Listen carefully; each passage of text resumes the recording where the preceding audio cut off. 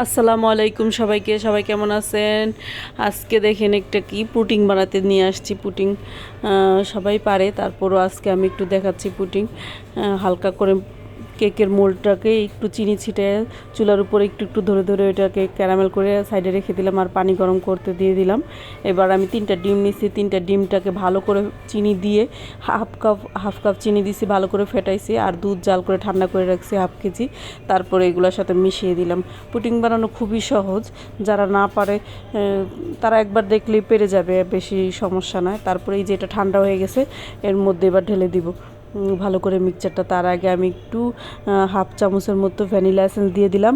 আর এবার একটা চালনি নিয়ে চালনির মধ্যে ছেঁকে দিব।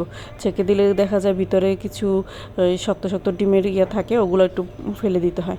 এবার পানিটা গরম হয়ে গেছে, এর ভিতরে আমি দিয়ে দিলাম আমার পুডিংয়ের মোল্ডটা। এর উপরে একটা ঢাকনা দিব বাটির উপরে, এরপরে আবার হাঁড়িটার উপরে আরেকটা ঢাকনা দিব, 2টা ঢাকনা দিব। ভিতরে যেন পানি না ঢুকে সেটা দেখতে হবে, খেয়াল রাখতে হবে। আর পানিটা নিচের দিকে বেশি দেওয়া যাবে না, তাহলে বেশি পানি উঠবে। এই যে আমার একটু পানি লাগে নাই, সুন্দর হয়ে গেছে। এই যে ফাইনাল লুক কেমন হয়েছে।